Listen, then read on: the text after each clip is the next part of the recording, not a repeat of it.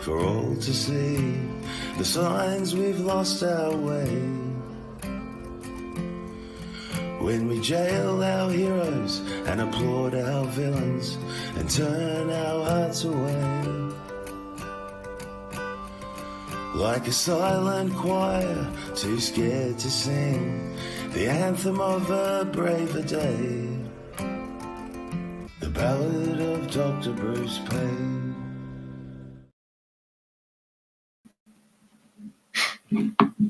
Talking about the doctor, there he is. The Ballad of Dr. Bruce Paix. How are you, sir? The Balladeer. The Balladeer. There you go. Flying by the seat of my pants today, mate. I'm just anyway, just chuckling because I just running around like a blue something. Anyway, g'day. How was your week, brother? Busy, although very nice to get some rain. We had 60 millimetres, actually 66 here in Western Vic in the last, 4 or 5 days. Very, very nice.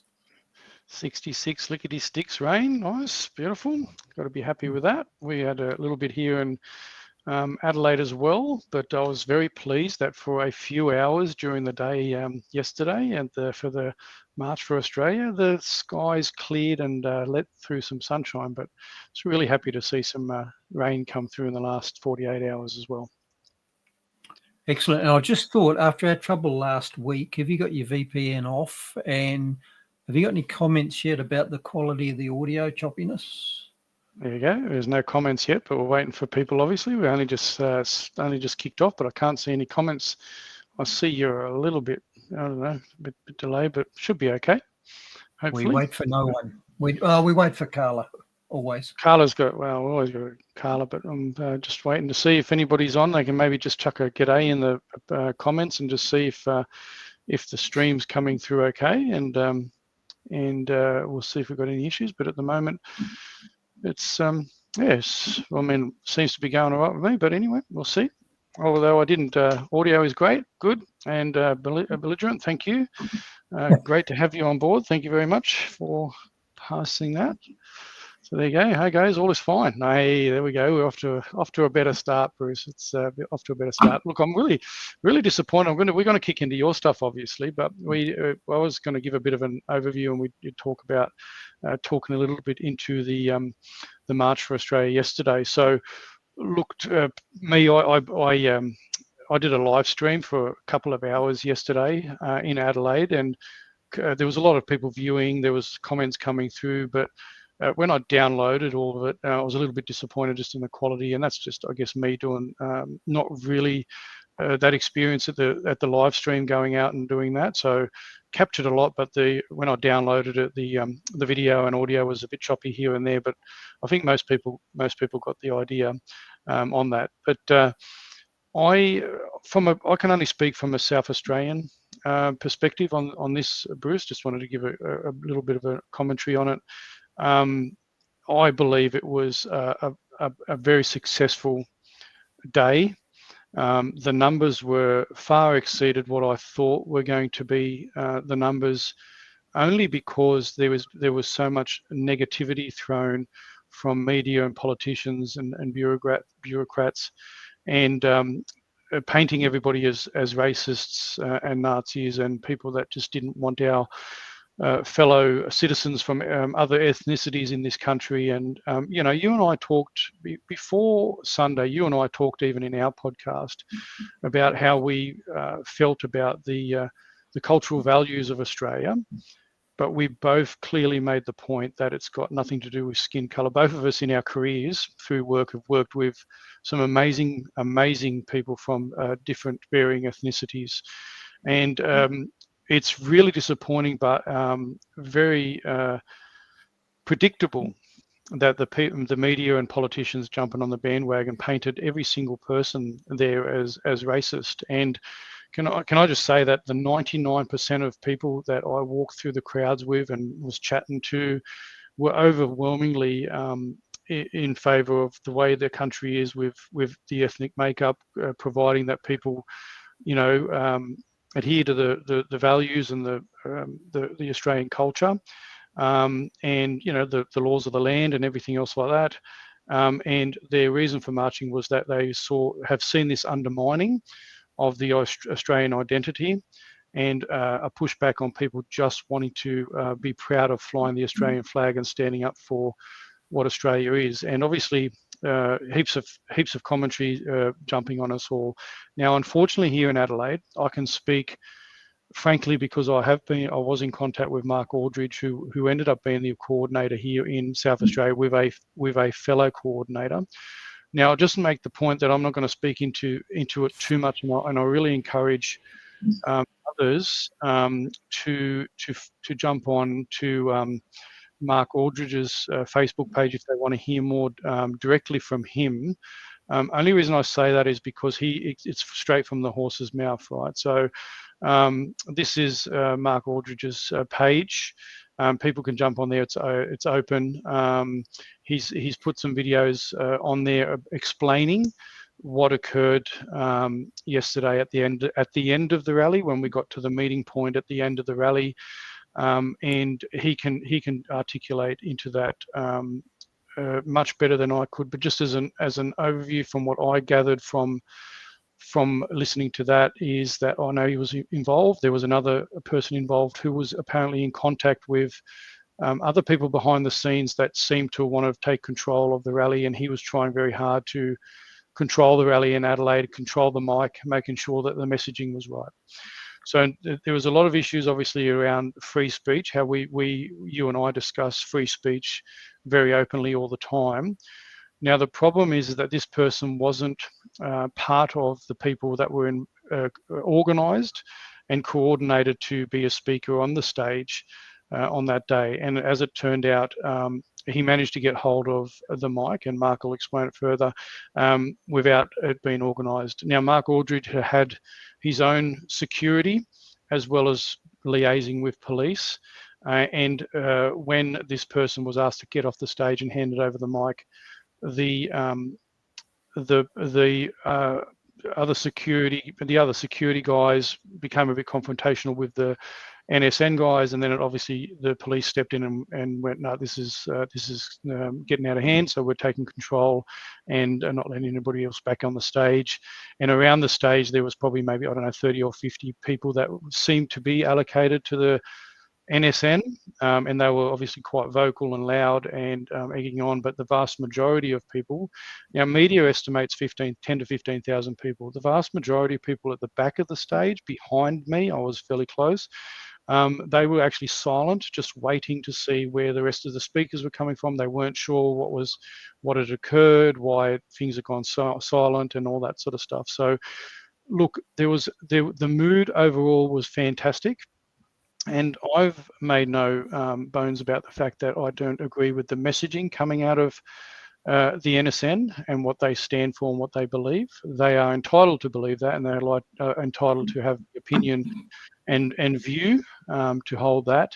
And as I mentioned, it takes a lot of voices that may not agree with that view to silence out the views of those that you don't agree with, and it shouldn't be censored and so forth. But because obviously it was perceived that this person wasn't allowed to speak because of the messaging that was coming out, that wasn't the case. It was that the case was that this person wasn't allocated to speak on the day for the views that they hold. So, and look, it's up to other people, whatever viewers. If you do agree with the NSN messaging, that's fine. Obviously that's just my personal opinion.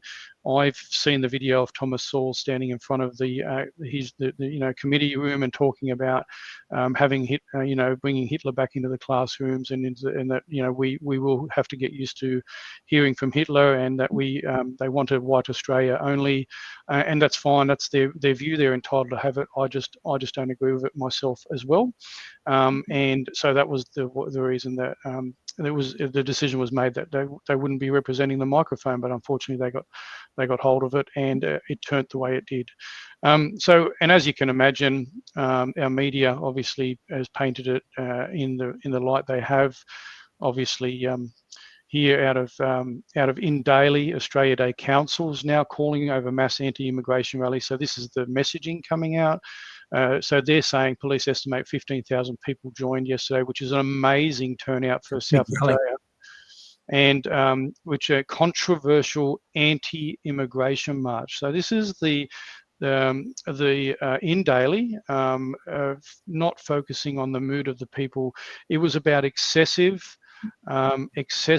mass migration into our nation, which is buckling many of our systems, and they continue to reframe it to say that it's purely a anti-immigration, so anti-ethnic other than white is what they're painting it. And can I just reiterate that 99% of the people attending that rally did not hold those views, but they were concerned about the undermining of our nation, the discontent that's been felt out in the media. And the other thing they obviously focus on is the occasional person. One person held a sign up in Adelaide, and this is what the media focused on. One person held a sign up which had "Free Desi Freeman" on it, and the media obviously honed in on that and tarred everybody. Now, you might be able to answer me this, and the audience might be able to answer this, is the people that attend pro-Palestine rallies, and they have a placard that says "Deaf to Australia," or they have a placard supporting or flying the flag of a perceived terrorist organisation that doesn't get called out by our mainstream media.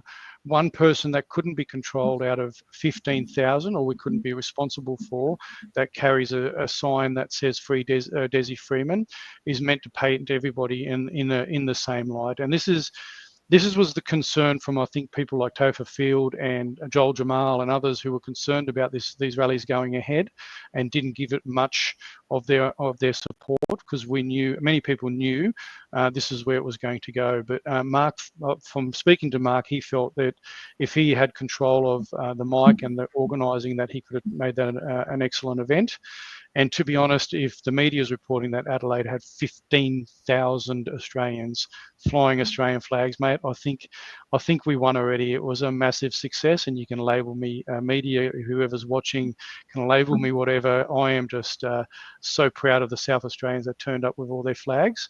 And let me tell you that it could have been 30,000 to 45,000 if a lot of people weren't scared away by being labelled a racist or a bigot or whatever by the mainstream media. I believe, because I've talked to people since, and they said, "I wish I had turned up." Or while I was streaming, I was half an hour in, people said, "Oh, is it worthwhile still coming down?" And I said, "Yes." So we had people rocking up when they saw the flags, when they saw the crowds, they went, "You know what? Stuff it. These people don't care about being labelled. We're going to come down there." So.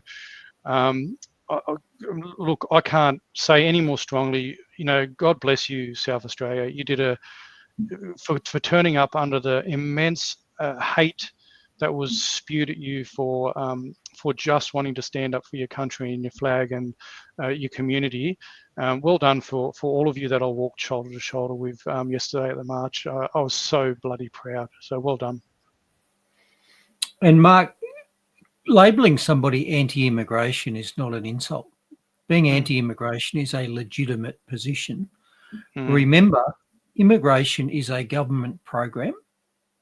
And as I've mentioned before, the natural rate of rise of the Australian population from the Indigenous, you and I and whatever else citizens, is zero. It's zero.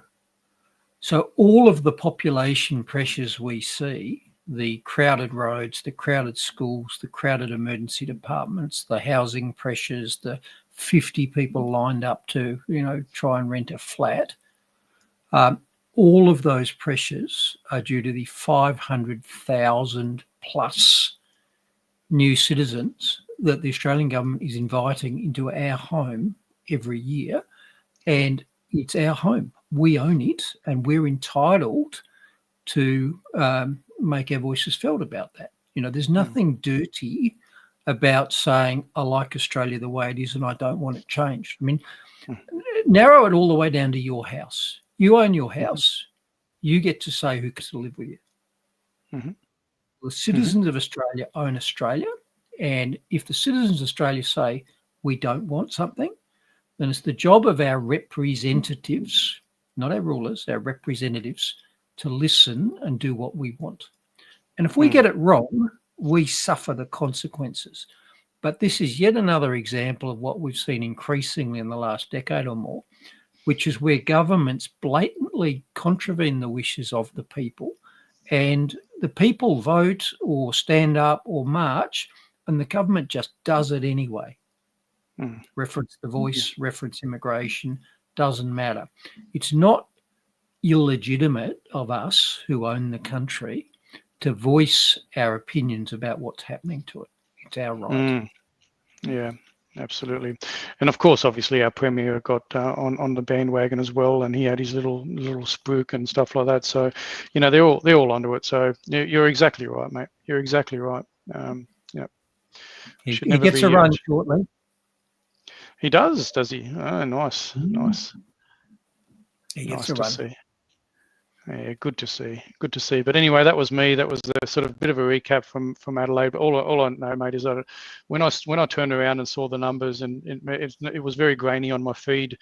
But you know, I stood at the edge of the park where we all left from, and I watched everybody stream past because I wanted to kind of show everybody how many people were actually there at the time when we were departing. And so I joined the end of the queue, right? And then I started walking. And as I was walking, I was just filming and talking, giving commentary. And lo and behold, I turned around, and all of a sudden, I was just amazed myself. There was just as many people behind me that had joined as what was in front of me. So it caught me by surprise, and it was just amazing. And you know, look, people are realizing what you're saying is that the country's buckling. There's a lot of stress, and to continue having just this relentless policy of bringing people in, regardless of where they're from, is just very damaging to our country going forward. Yep. Yeah, but anyway, so that's where I'm at, mate. Good to hear. And so you've got the floor. See, I didn't wrap it on for too long today. We were into it quick. We might even have a shorter show. But you know, I always you tend to come in the end with something else, don't I? So, yeah. I happen to know that you busily Google stuff during the show just to pad out the ending each time. I'm always Googling, mate, because especially when you're talking, I'm looking at stuff and going, oh, you know, how can I, you know, add a little bit of value to this? So, you're probably grokking me too, unless Dr. Dan's sort of hogging grok at the moment. Anyhow, yeah. 1st of September, and yeah, I know I've left an E out of the title there before people sort of spell check me. Yeah, that's the first day of spring. First day of spring. Yeah, it is too. Absolutely. Oh, listen, well, are you going to talk into the immigration stuff anymore? No, I'm not. Well, I did just want to show this quickly because people may not have seen it. It was shared by Craig Kelly and only early today. But this is something that's come up, and again, this is I wasn't targeting any ethnicity or whatever, but this is something that I need to look into a bit further, and people can research a bit themselves. If I bring it up here for you, Craig Kelly just shared something which was very interesting. Is that India is in talks to construct 1 million houses worth 500 billion in Australia. Now he thought this was actually a stitch up and it wasn't real. And I am in deep negotiation with my counterpart in Australia to create 1 million homes. 1 million homes, anybody want to do the maths, 1 million homes in Australia would be $500 billion opportunity. And Craig Kelly's commented on that. So if people want to follow that, so that's a very interesting story to watch unfold with what's happening there. So check out Craig Kelly's post there, Craig Kelly on X, and he's talked into that quite a bit. He's asking for some answers in regards to that, some more information for Australians in regards to that. So it kind of almost reminds me, Bruce, of that little Belt and Road initiative that Dan Andrews was talking about with China, and that, you know, this is almost a similar thing. So Australian government going into negotiations with a country for them to fund building homes for their citizenry. So Yeah, but anyway, and this is again nothing against the about Indian population. Don't take me out of context here. This is in regards to the sustainability of our country, and us moving forward. This is purely governments talking to each other about what they can do, and so this is not an attack on an individual Indians that want to create a better life to come to Australia. This isn't about you. This is about our government's policies and who they're talking to in regards to these things. There's more than 1 billion Indians and there's 30 million Australians. We could become India without a blink. Question is, do we want it? This is exactly right. And this is the question that Australians are. Well, the people that went out on the streets on the weekend, and this is not centric to India, but this is for any country that our leaders were in negotiations with for these sorts of things. Pity our wise rulers don't negotiate with the Australian people first. Of course they don't. Yeah, we don't matter. No. All right, so where are we headed this week? So I'm going to talk about Porapunka and the Desi Freeman story. And I did note you spoke about there was one banner at the Adelaide rally which had Desi Freeman's name on it. And I saw that banner and it didn't say Free Desi Freeman. It just said Desi Freeman. That's just his name and a picture of him. Whatever conclusions you make by looking at a picture of somebody is up to you. And remember at this stage, and I'm going to talk into this shortly, you and I know absolutely nothing about the lead up to this event or what actually happened at the time. Absolutely nothing. All we know is what our wise rulers and their media lackeys are telling us. And if anything in the last 5 years has been revealed, it's that we should be a bit judicious about stories that are presented by mainstream media and government. Yeah, 100%, mate. 100%.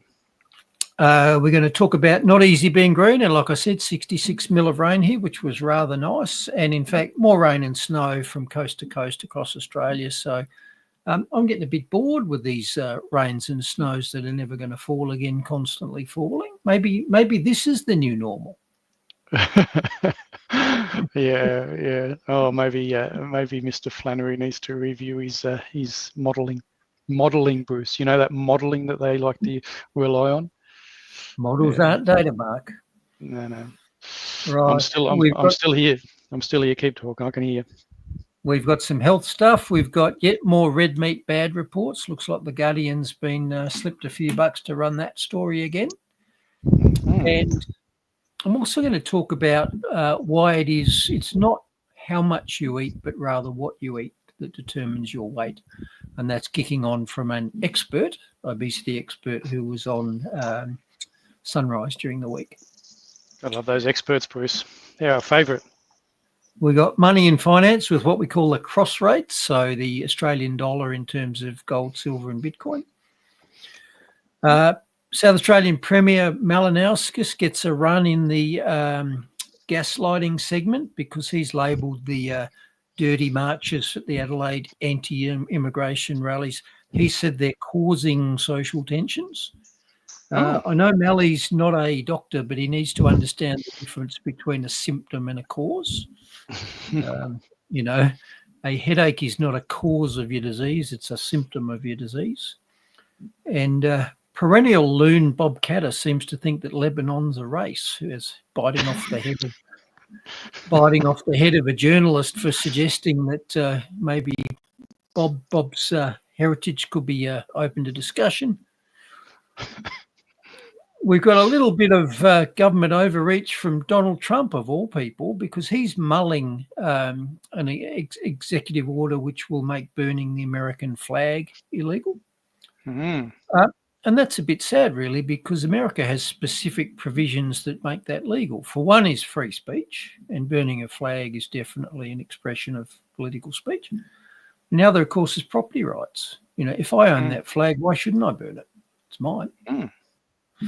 So that would talk nicely into a recent speech from an Australian MP, unless you're going to talk into that.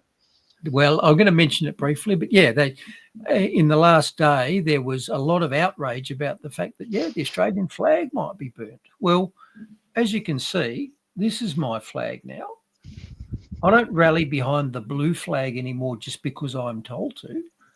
That flag has to earn my respect. And if I don't respect it and I choose to burn it and I own it, that's my right.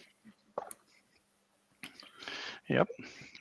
And finally, speaking of rights, The Guardian did a story during the week that said housing is a human right. So I'm going to use that just to kick off a discussion of what are human rights, where do they come from, and whether housing is in fact a human right.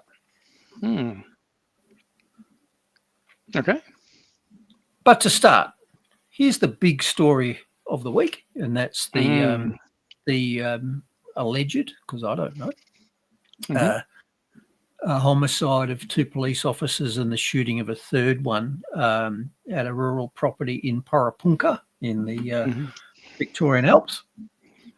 And as I said at the start, you and I have absolutely zero verified knowledge of this. We have no idea what happened beforehand or during or even after. And all we have to go on is what we've been told. And these days, I don't believe anything I'm told by government or the mainstream media. So I'm going to reserve my judgment on this, particularly after the actions of both VicPol and the Australian and Victorian governments during the last 5 years. I'm not going to just reflexively rally around the blue flag and jump to the defence of these brave officers. And by the way, I don't know if they're brave. They might have been shot in the back without even knowing. The mere fact that they got shot doesn't mean they're brave. But that's just one of the standard things that they roll out every time there's an event like this.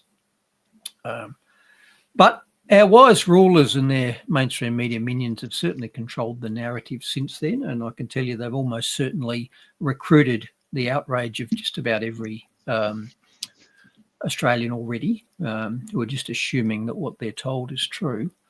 And here are some of the things that we've been told about Desi Freeman as part of the smear campaign. Now, remember, he's innocent. In law, he's innocent. He hasn't been tried yet. We don't know if he's guilty. But the media's taking the word of others, taking the word of others who obviously, no one else was there, were they? Until he's tried, we don't know. Even if there are witnesses saying he did it, we don't know till he's tried. You know, in law, you are innocent till proven guilty, and he hasn't been tried yet.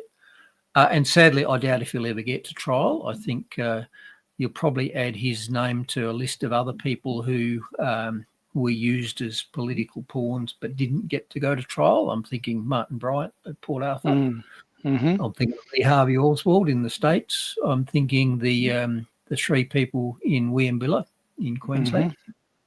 None of them got to go to court and tell their story. And I suspect it'll be the same thing with Desi Freeman.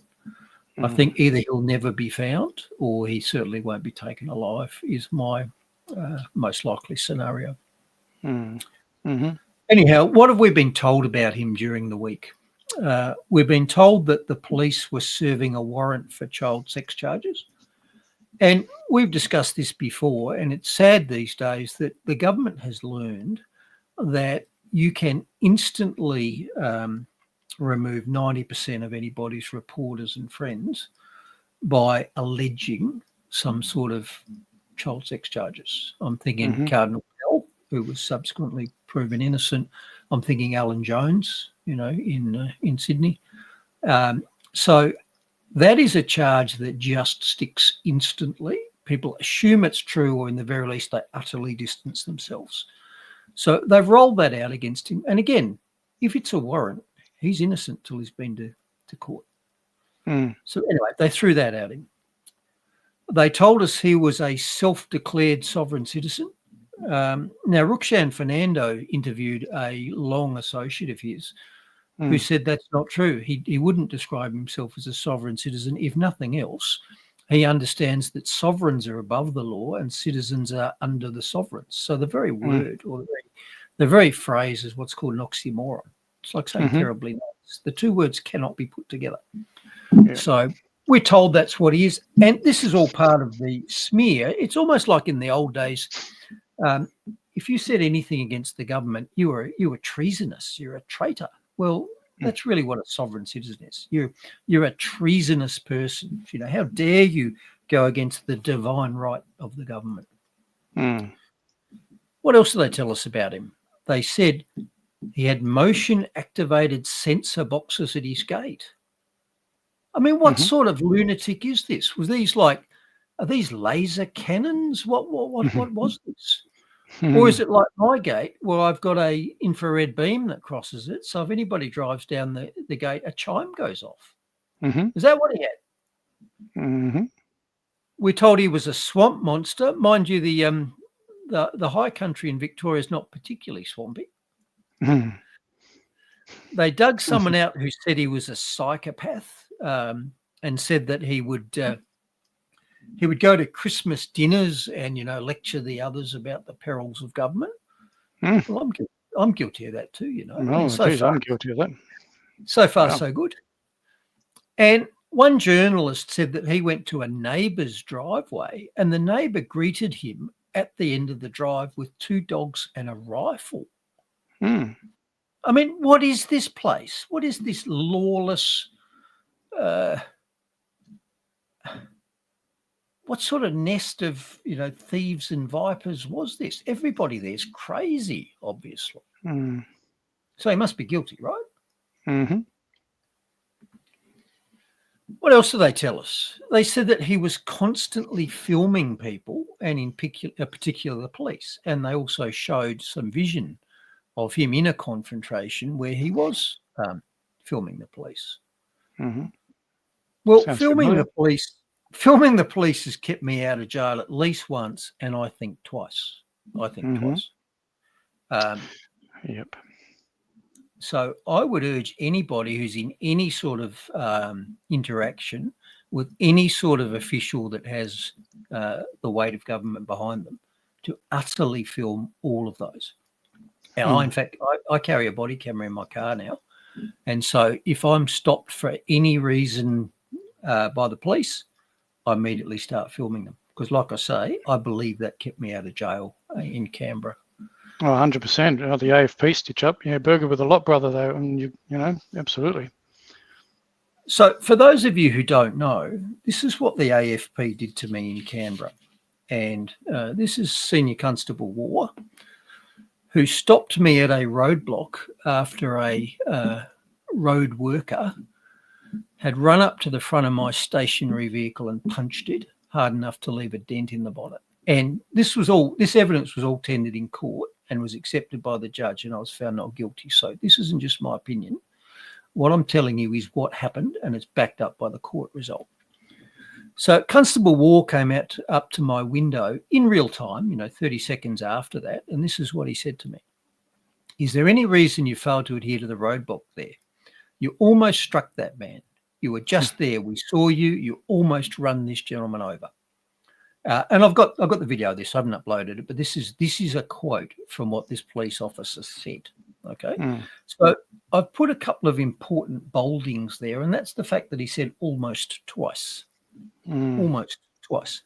So he said, not only I was just there, I saw it, but he's also said, I saw you not strike him. And he said that twice. Because a near miss is a miss, right? Even if it had been my intent, which it wasn't, it didn't happen. Yep. Now, nevertheless, when it went to court, this constable and 2 other sworn officers of the AFP's story had morphed into this complex tale whereby I drove my vehicle at high speed into a roadblock, revving the engine and lurching, and deliberately struck and injured this road worker. So I had 3 AFP officers all swear the exact same story. And by the way, the exact same story from 3 witnesses is immediately a red flag, because witnesses' stories should not 100% agree. Anyway, so this is what he said happened at the time. And then when it went to court, his story changed and said that I did strike the person deliberately and recklessly. Okay.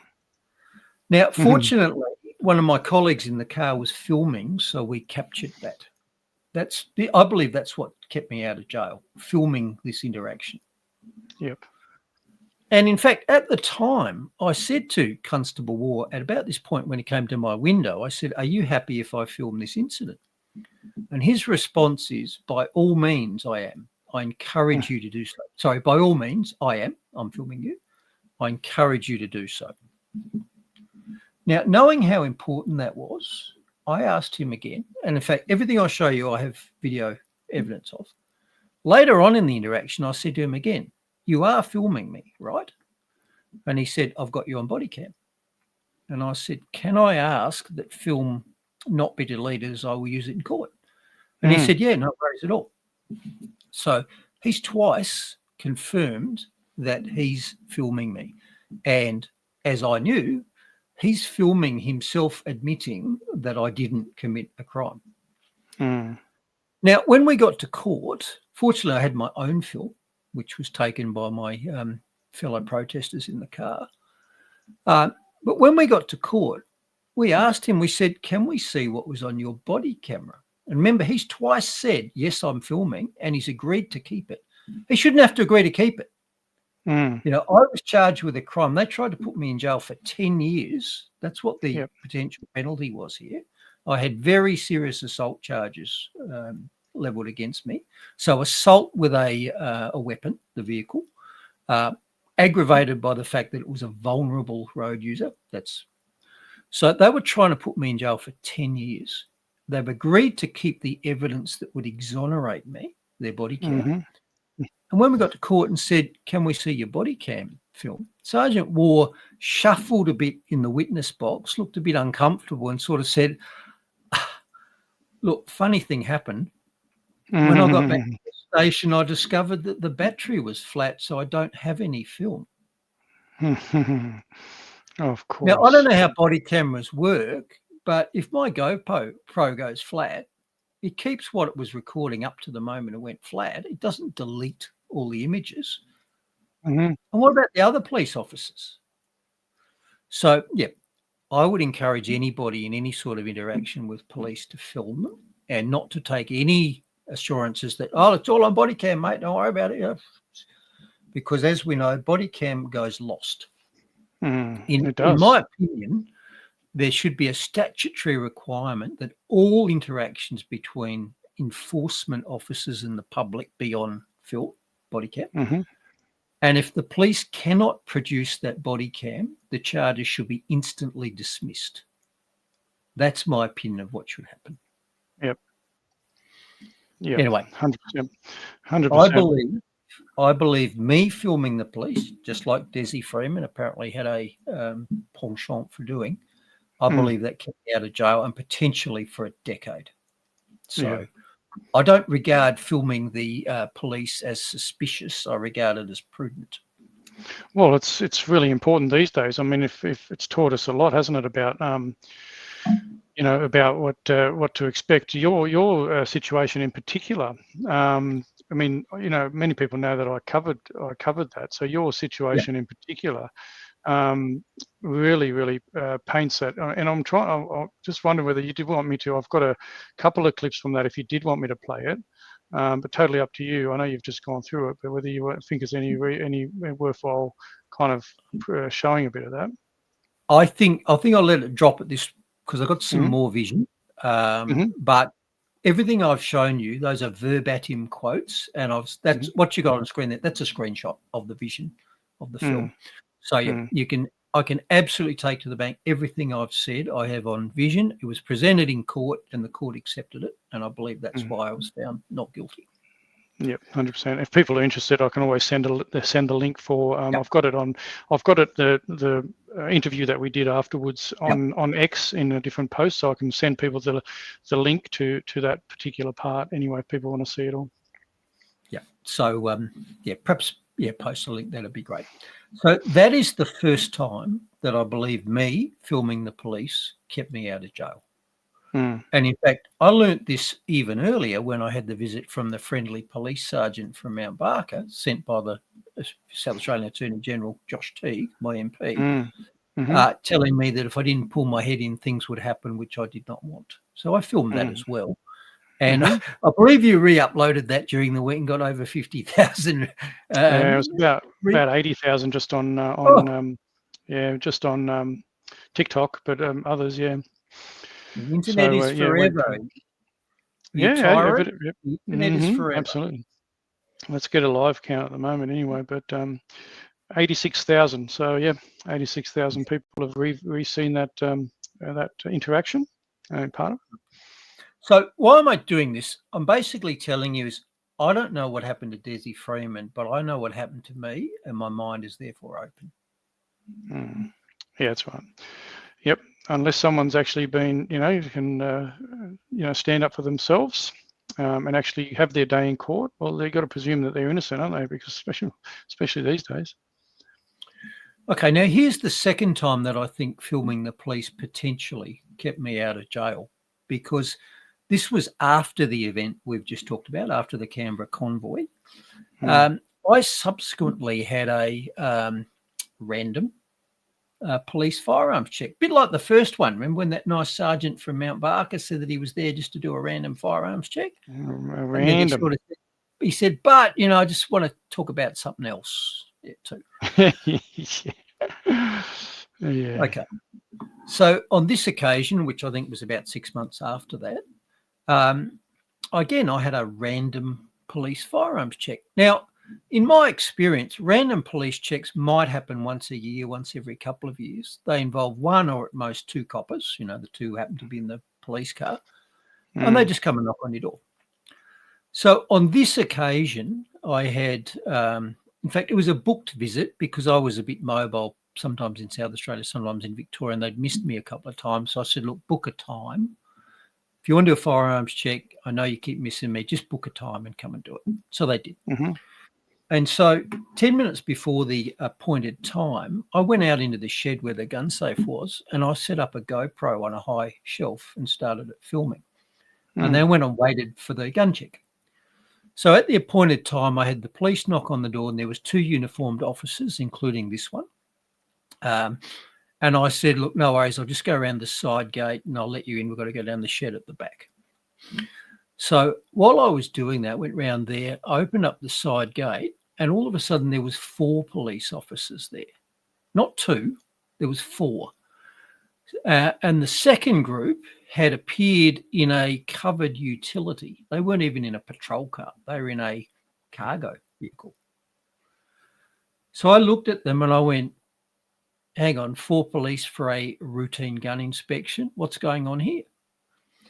And the 2 additions just said, well, we're in the area. We thought we'd just tag along. So I looked at them and I said, well, that's bullshit. Anyway, we went down to the shed. Now, in the shed, you can see there's a vintage car in there. And I said to the police, listen, this was my father's pride and joy. This is a very small shed. It certainly can't, accommodate 4 police plus me.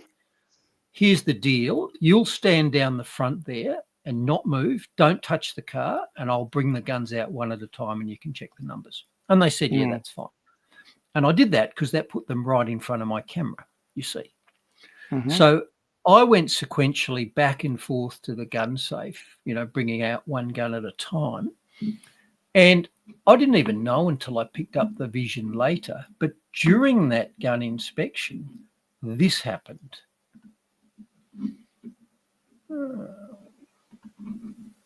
But don't block yourself off again, buddy.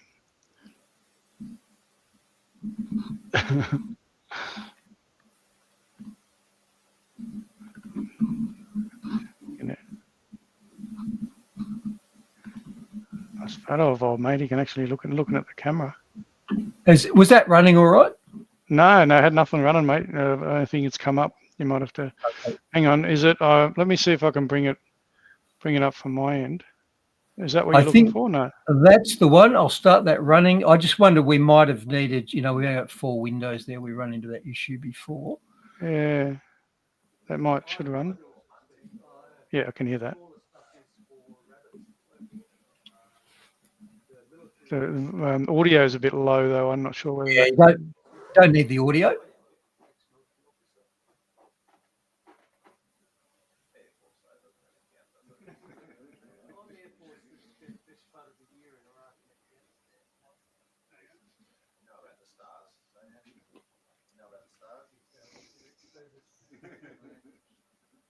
Hmm.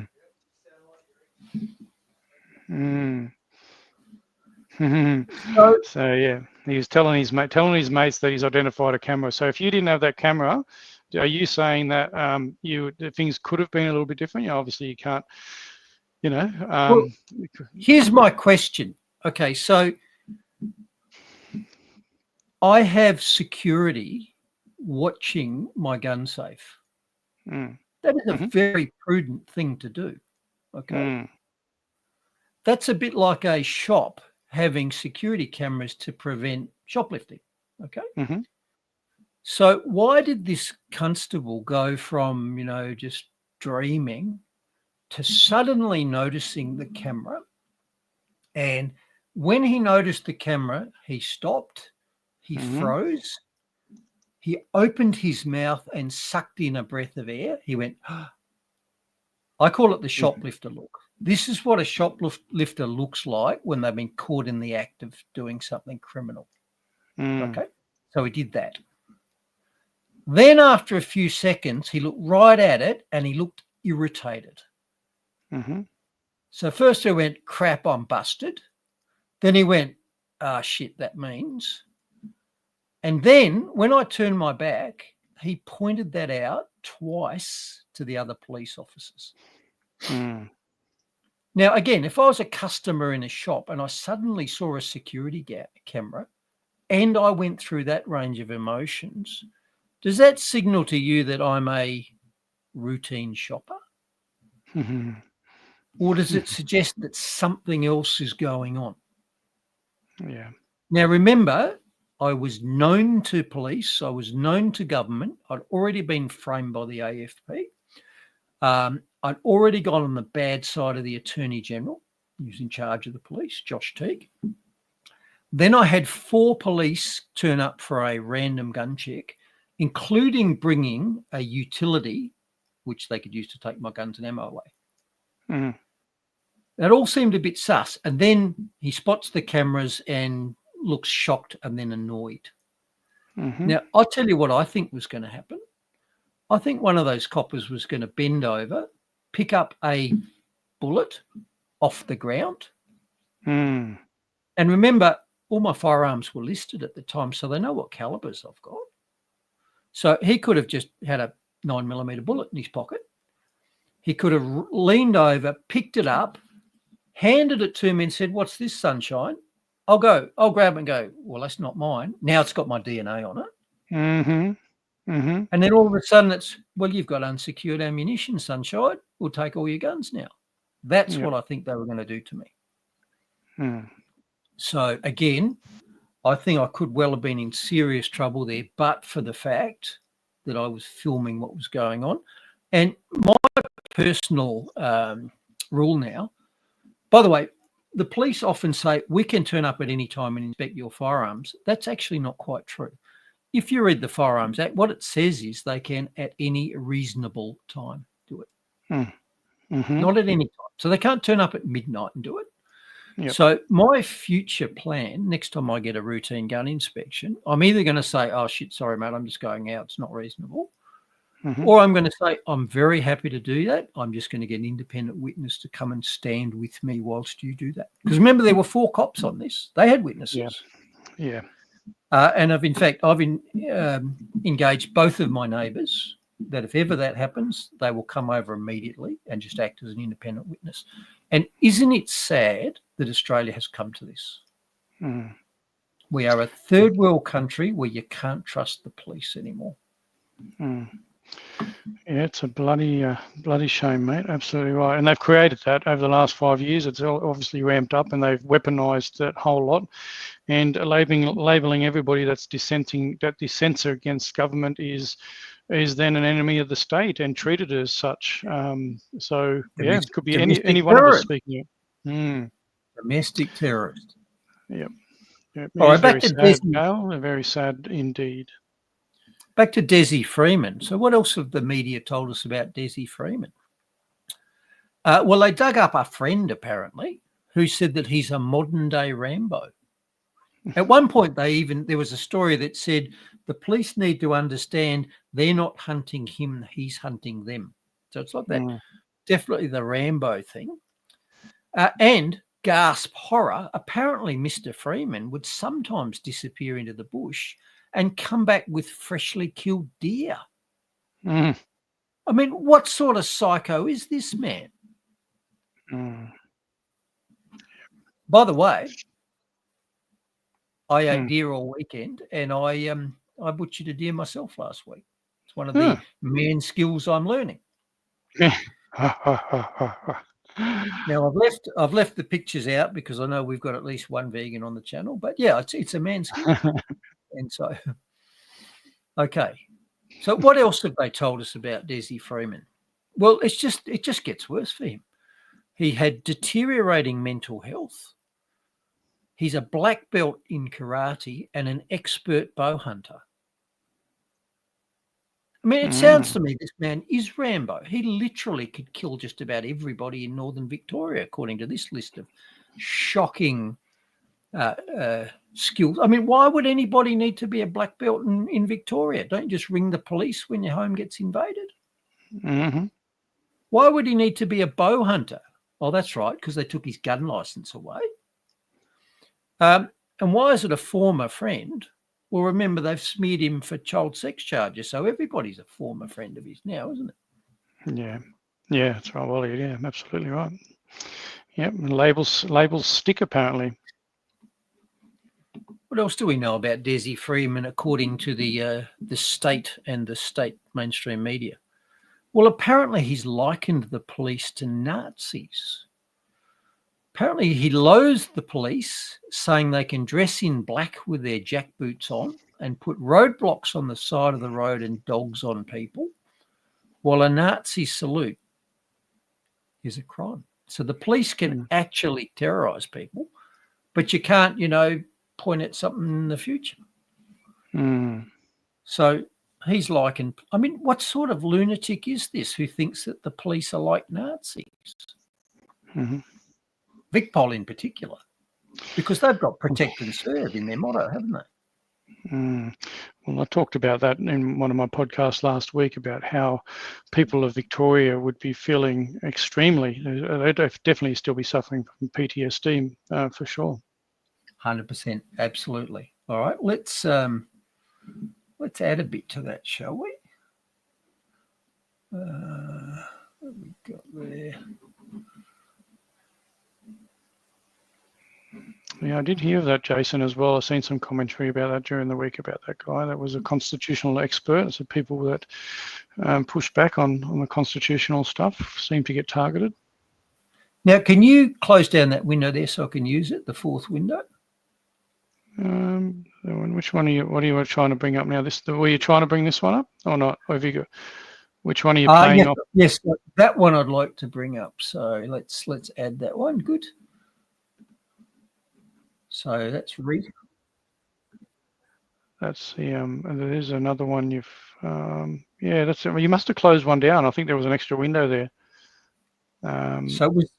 I want to play Rita's, and for people who don't know what we're doing, we only get 4 windows. So I want to hang on, let me use this one. I'm pretty sure we got another window there to present, but I'll stop that one.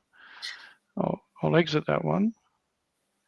And then you've got, so yeah, so try another one. Let me use that one. Thank you very much. Nice bloody newbies, eh? Look at that. You think we've been doing this for 72 episodes, Bruce? Now to matters closer to home, Victoria Police Command wants you to forget about. So this might be why Desi Freeman thinks the harassing old women on park benches, arresting pregnant women in their kitchens for Facebook posts, enforcing playground bans on children, and their brutal response to anti-lockdown protests. Yes, please forget all that, and remember they are on our side. After 2 years of overreach and selective policing, the VicPol hierarchy want to rebuild their brand. Police are promising more of this and this in a brand rebuilding exercise. We're approachable, we're involved, we're working with them and we're here to help. They're also hoping to repair a brand damaged by 2 years of unpopular COVID policing. We know we've had to perform duties and engage with people, and it might not have been what they would have expected in the first instance because of the COVID environment we're in. No, Commissioner, you didn't have to do any of the insanely illiberal and often downright brutal enforcement that you and your members of your command enthusiastically embrace. You didn't have to allow the police force to become politicised. You didn't have to stand with bureaucrats banning children from playgrounds. You know, want to build trust with the Victorian public? I can't imagine why. Excuse me, what on earth? Just put your phone down. Can you like in relation record this? to- I'm in my pajamas. What's I had this? an ultrasound in an hour. before Yeah, I she's came. pregnant. What the heck? What the are you doing? What the are you doing?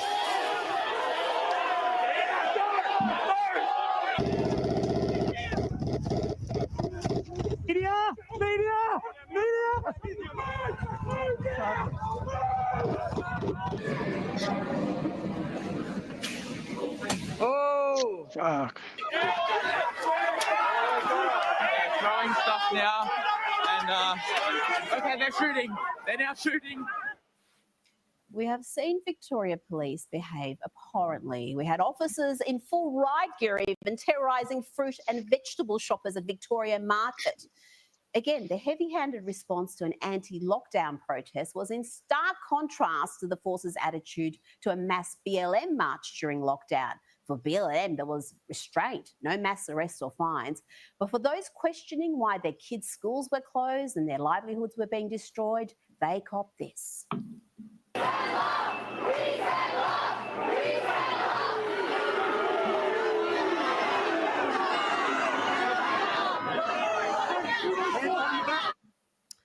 There is so much more I could show you, but this is only a 2-hour show. But I do want to highlight a couple of incidents that show just why so many law-abiding Victorians are normally pro-police now look at the force with suspicion. Now, this next incident didn't get any attention despite the brutality and clear misuse of a weapon. This is from an anti-lockdown protest in September last year. Note the officer in the back using his weapon to beat the man on the ground.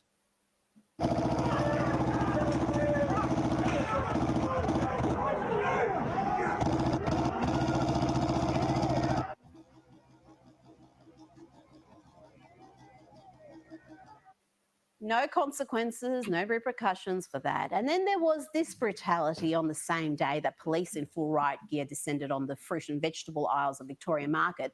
Another police team in Epping were caught on camera stomping on the head of a man suffering a mental health episode.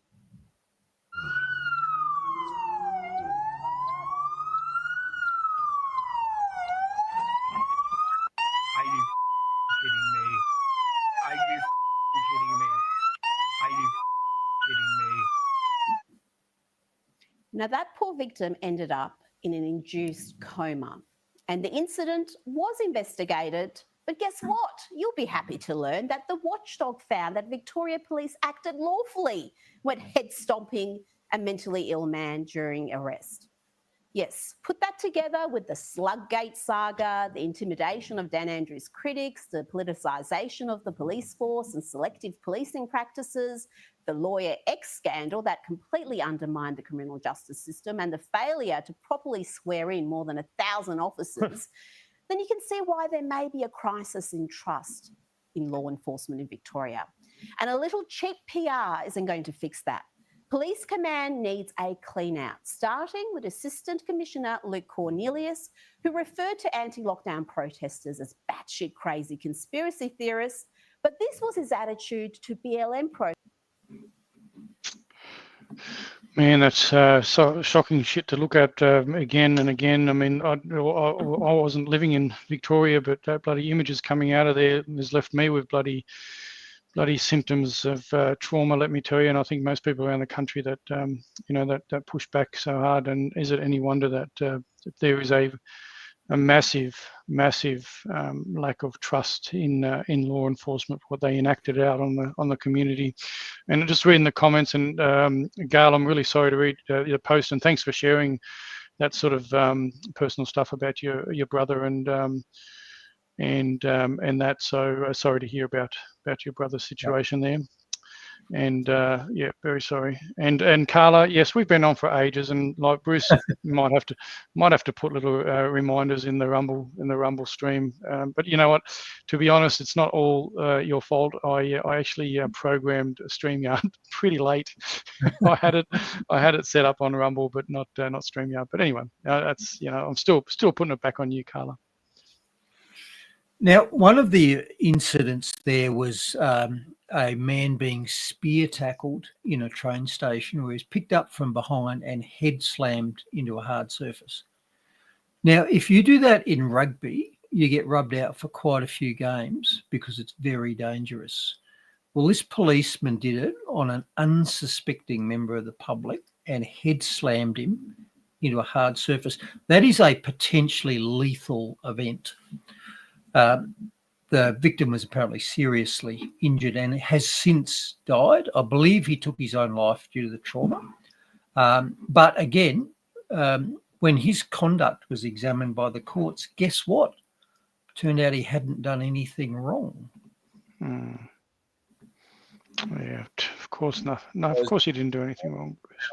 By a police officer, his head smashed to the ground. He was knocked out, and the police officer was subsequently suspended from work and charged with assault. But recently, and this has just happened, a Melbourne magistrate, Rob Starry, has said, no, it's not assault, and the sergeant in question has been exonerated of his charges. Now, I've got the video here to remind you of what took place, but before I play it, please be advised that the footage is traumatic. Okay, so viewer discretion is advised. It's very violent, and if you don't want to see that sort of stuff, then turn the video off now. Surprise, he's back.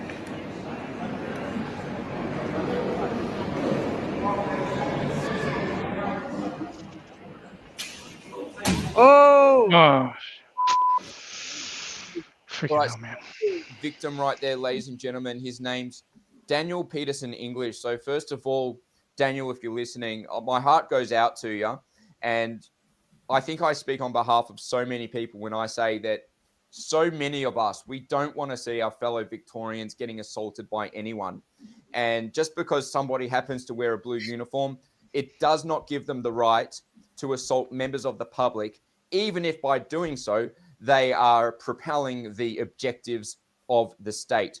So, yeah, Daniel, my heart goes out to you. Just a horrible miscarriage of justice. I hope that you're okay. And this is just typical of the state of play here in Victoria. Alrighty, so. Yeah, that's shocking, mate. And Bruce, you being an anaesthetist, a doctor, you've got this life of giving back to your community, but also the preservation of life as a doctor and everything that you take with that role. That must shock you to the core, that sort of seeing that sort of stuff, and then subsequently, like watching that and knowing this person's subsequently passed away, and then there's absolutely no repercussions from that. Must shock you as well as all the other things wrong with this situation. So, yeah, as I said at the time, and this is a quote, I hope every police officer knows that they have made their jobs more difficult and more dangerous forever because of how they failed us during COVID. Mm-hmm. So that is setting the scene for the world that Desi Freeman was likely living in. I haven't seen that reported in the media. All I've seen is that he was a lunatic Rambo with a black belt in bow hunting. Mm. And that the brave police, blah, blah, blah. Yeah. So. Yeah, very bloody sad. Yep. That's the backstory. And you know what, Vic Pol? Maybe what happened last week is a representation of exactly what I've just said. you now work in a much more dangerous world of your own making, and it will be ever thus. Yeah. Anyway, right on cue, what else did the mainstream media tell us? Well, they did the anti-gun story. So this in the Advertiser said, shock horror, can't believe it, what's gone wrong? Gun ownership in Australia is rising. And they told us that at the time of Port Arthur, and that's a whole other story, and there's a lot that stinks about that too. At the time of Port Arthur, there were 3.2 million guns in Australia, registered guns, and now there's 4 million. So what's that? 40 years later, that's skyrocketed up to 4 million. So they've said, and in fact, they used the word skyrocketed to 4 million. So they've said this is shocking. This is a 25% rise in gun ownership in Australia. Now, what they didn't tell you is that there's been a 56% rise in population over the time. So, in fact, if you divide the two together, at the time of Port Arthur, there was one registered gun per 5.5 citizens. And now there's one registered gun per 7 citizens. But the story they put out is, oh, my God, gun ownership is skyrocketing. And clearly it's in the context of, well, we can't have this, can we? We just can't have this. Of course not, Bruce. Now, that also conflicts with what they tell us, which is apparently Desi Freeman used a homemade shotgun. Why did he have to do that? Well, because his guns had been seized and his firearms license had been taken away. So if that's true, then a homemade gun is not going to be on a register, and not having a license isn't going to change that. So how is tighter firearms registration going to do anything about this? And in fact, whilst we see almost every day there'll be some sort of bikie cigarette shooting, around a tobacconist in Sydney or Melbourne, I'm struggling to think of the last time that a criminal act was committed with a registered gun by a licensed firearm owner, because this isn't one of them. Yep. But that's their take on it. Their take on it is we've just got to take all the guns away. And I remind people, the US has a Second Amendment, the right for citizens to bear arms. And it's not about deer hunting. It was written after they'd just thrown off the shackles of tyranny, brackets the British, and they were writing the new rules for their new country to prevent the government ever getting that tyrannical again. That's why the US has a right for citizens to own firearms. It's to prevent these sorts of abuses by government. So guess what? Government doesn't want you able to prevent these sorts of abuses. And as RFK Jr., I think it was, said, there's no instance of mass disarmament of populations that has not been followed eventually by genocide. Disarmed the Jews. Stalin and Mao disarmed their citizens. So, Yep. So that's the sort of backstory, I think, to the Desi Freeman saga. And I have no idea what went on because we can't know. We weren't there, we don't know, and we can't trust what we're told. But it's shown what the police did to me, and I would have thought I was a pretty valuable compliant citizen. I just wonder what they did to Desi Freeman before this to end up with him in this position, and what they've done to other people that may also end up with him in this position. Exactly. I wonder whether, rather than Desi Freeman being a raving lunatic, whether he was in fact just the man who wanted to be left alone. I really do wonder that. Well, there's so many people that just want to be left alone and want to have as little government, and we've talked about it. You've talked about it when we first started talking about it. Yep, and the government just can't leave them alone. The most terrifying force of death comes from the hands of men who just wanted to be left alone. They try so very hard to mind their own business and provide for themselves and those they love. They resist every impulse to fight back, knowing the forced and permanent change of life that will come from it. They know that the moment they fight back, their lives as they have lived them are over. The moment the men who wanted to be left alone are forced to fight back, it's a form of suicide. They are literally killing off who they used to be, which is why, when forced to take up violence, these men who wanted to be left alone fight with unholy vengeance against those who murdered their former lives.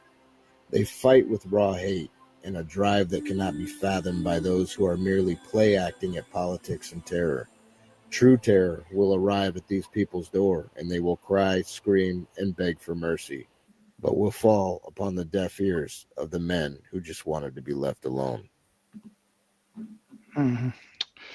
Yep. So profound. And remember, Des Freeman had apparently been in conflict with the authorities for a long time over a number of things, but nothing happened until 10 police kicked down his door. He didn't burst into a school with a transgender manifesto and start killing people. He didn't shoot up a church.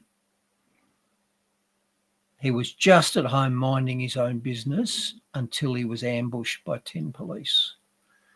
So, again, I don't know what happened. I can't know, but I do wonder what the backstory is and whether he was a man who'd been driven to this over a long period of time. I suspect we'll never know. Yep. Like I say, I don't think he'll ever go to court. I suspect he'll never be found, and if he is found, I don't think he'll be taken alive. Well, let me rephrase that. I don't think he'll be alive to get to court. Yep, exactly. And looks like we're probably missing quite a bit of the audience because I can see that it's supposed to be streaming to Cafe Locked-Out Rumble. I've just jumped on the Cafe Locked-Out Rumble. I can't see our stream in there in the content, so I don't know what's going on there. But if need be, I'll upload it, the entire thing up into the Clo Rumble. So, but yeah, only seeing comments come through from my own. Yeah, apologies to people who've fallen afoul of that. Yeah, bloody hell, Bruce. That was we could have just done a whole show just on that topic, and bloody hell, how bloody dense is that? Hey, how dense is that? Well, upload. All right, so let's get into the meat and potatoes of the show with Not Easy Being Green, and it's the same story again this week because we've had rain from west to centre to east, 66 mil here in the centre. Perth's just shivered through its coldest day in 50 years. Adelaide was hit by a rain bomb. Did you notice that? Another one. Jeez, they keep coming up with these rain bombs, don't they? They got to find a new word soon because people will just keep laughing at that one. And in fact, all the way across to the east. So bad news for the warmy doomers again this week, wasn't it? Mm-hmm. And in fact, snow was adjacent 5 Australian capitals, apparently, within 35 kilometres of Canberra, Hobart, Melbourne, Sydney and Adelaide. So much for the rains will never fall and our children won't know what snow is. Mm-hmm. Well, you could have predicted it. But it's still bad news, Mark. It's still bad news. Apparently getting rain is not a good thing. And here's why. Because apparently the rain is going to increase the fire risk in Western Australia. So increased autumn winter rain is set to increase the spring bushfire risk. So that's not a good thing. So more rain equals more bushfires. Now, at the same time, less rain equals more bushfires too, because apparently some parts of East and South Australia, which have had deficiencies in the rainfall, they're also going to see increased fire risk. So above average rain causes fires and below average rain causes fires. Just can't make that up, mate. They just can't. Which side of the fence they want to sit on? They're just sitting in the middle and throwing a leg either side. Like, a good way to punt, isn't it? Well, it's a conundrum because I don't see a way out of this dilemma. And after last Christmas in the Grampians, I'm actually a little bit attuned to fires because massive fires ripped through the Grampians for a month, and I was heavily involved in that. So I'm a wee bit vigilant about the old bushfires. But I'm also a wee bit OCD, and so I keep rainfall records. So I thought, well, this isn't good. If below average rain causes fires and above average rain causes fires, what was it like last year? So I looked at the 12 months leading up to the Grampians bushfires. And my rainfall record said that the 12 months leading up to the Grampians bushfires, we had 466 millimetres of rain here where I am, which is close by. Mm-hmm. When in fact Elder's long-term average is 474. So we only had 98% of our average rains leading up to the Grampians fires in the 12 months prior. So it rather looks to me like average rainfall increases bushfire risk as well. So, like I said, I don't see any way out of this conundrum, do you? Well, they don't want us to see a way out of the conundrum because we're only meant to be focusing on the conundrum creators. Now, incidentally, just a little bit of a rule there. If your doctor prescribes you the same remedy for every ailment, including contradictory ailments, if the remedy for your constipation is the doctor's patent snake oil, but the remedy for your diarrhea is also the doctor's patent snake oil, then you're not dealing with science, you're dealing with a snake oil salesman. And this, of course, is what we're seeing in the climate sphere, where it doesn't matter what it is, it's climate change what done it. Yeah. Climate change caused the boils on your butt and myocarditis and everything. Coffee was too hot. Climate change. Now, speaking of boils on your butt, it might be time to kick into the health segment, huh? Oh, well, there you go. Yeah. How convenient. I'll give you a small gazump strike there. Okay. And it looks like the Guardian this week has been commissioned to do another hit piece on the old carnivore diet, because they brought out this editorial that says the carnivore diet is bad for health. Now, that's all people are going to read, of course. But if you do actually read into the text, they actually started all right because they've discussed the fact that there are some benefits to the carnivore diet. So they've quoted Joe Rogan as saying that his brain worked better. And I certainly found that when I went carnivore. My mental clock speed and my mental stamina substantially increased to the point where I could work all day, no lunch break, get through to 5 o'clock at night and still have another case in me. You know, if I'm in the operating theatre, I'll be asking the surgeon, do you want to add something? Whereas previously it's like, you know, God, when does this day end? So that was definitely true. And the Guardian article also mentioned that, you know, there were less inflammatory problems, one of them being skin. And I noticed my skin got better once I stopped putting inflammatory foods into it, you know, less dermatitis and eczema. Yeah, funny about that. I like Jason's comment there. It's that should be carnivore is bad for the sickness system, Jason, I think. But anyway, that's the way they want to keep us sick. I love it. Now, they also mention other benefits in that not only does the brain get better, but seizures go down. And in fact, in Europe, a keto diet is one of the first things they'll try rather than putting you on anti-epileptic pills if your kid's got epilepsy.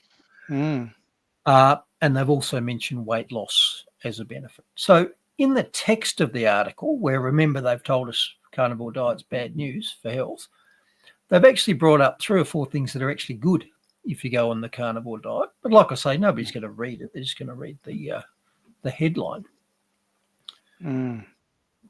But the Guardian did manage to then fall back on a number of logical fallacies to allow them to conclude that the carnivore diet's bad, despite what they just told us. So the first logical fallacy they've done is they've done what's called the appeal to authority argument. So one of the things is they've said, well, the British Heart Foundation says that it's bad. Okay, so the experts say that it's bad. That's called an appeal to authority. That's not evidence. That's not data. That's opinion. Okay. And the other thing they've done is that they've fallen back on using what's called an irrelevant surrogate marker. So they're telling us that the carnivore diet is bad because it raises cholesterol levels. Okay, well, who cares? if my brain works better, I lose weight, I'm not hypertensive anymore, my skin rashes go away, etc., etc.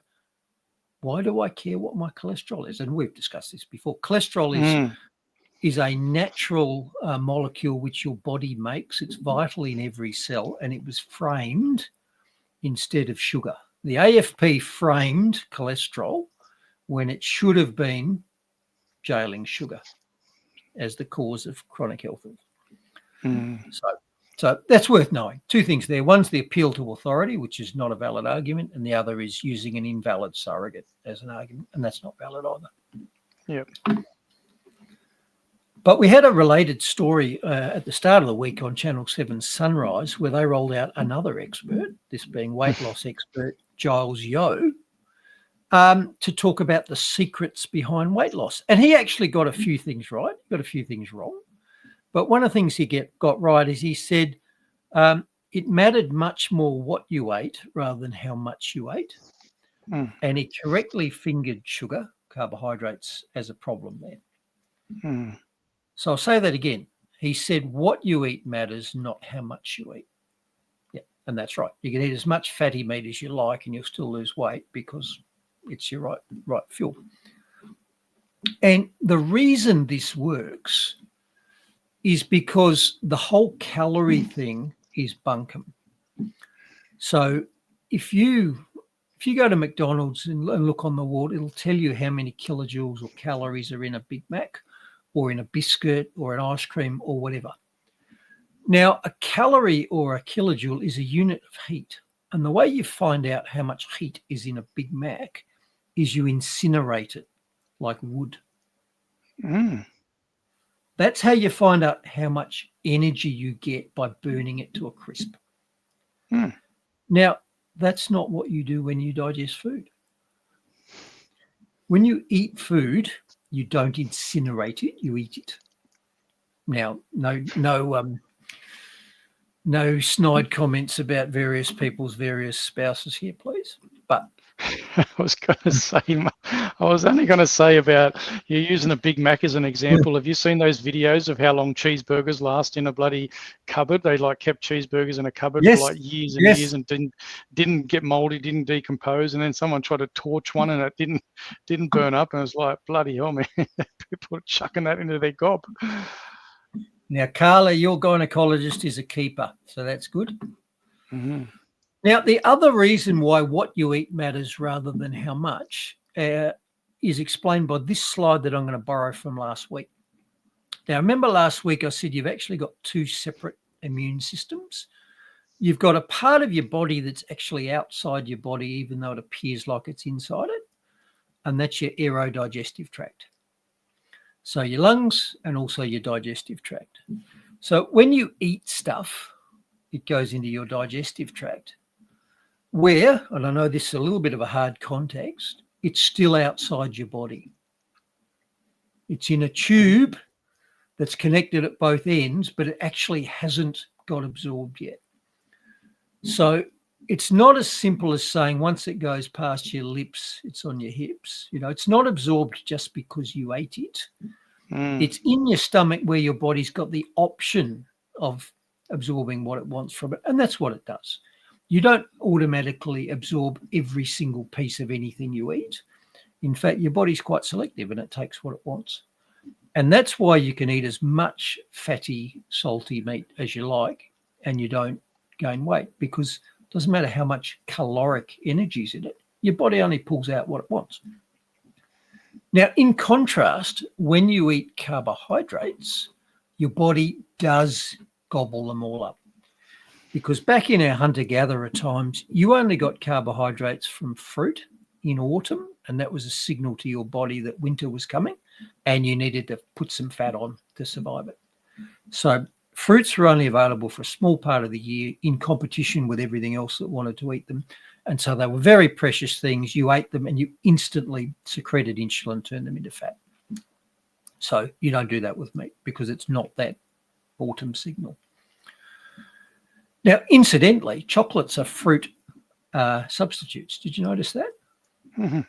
Back in our hunter-gatherer times, you know, if you pulled a peach off a tree, It was colourful, it was soft, it was sweet smelling, it was good tasting. Well, that's a chocolate bar.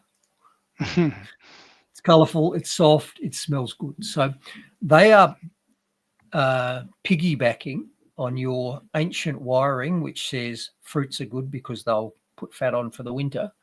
They're ringing all those bells when you see a chocolate bar sitting there. Problem is, you can do that every day because those fruits, the ones on the right, are in season the year round. Yeah, 100%. I'm partial to a bit of dark chocolate too. So yeah, I love my chockies.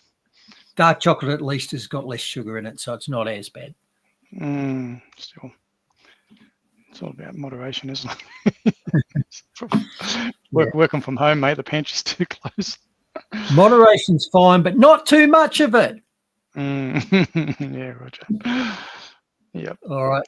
Money and finance section, and nothing in it except the cross rates. So a little bit of movement. Gold and silver are up again this week, and Bitcoin's down again this week. Don't get stressed about Bitcoin. It's a very volatile asset, and it can easily go up or down 5 or 10% in a day or a week, but it also trends remorselessly upright over time. Mm-hmm. Someone's after you, brother. What else have we got?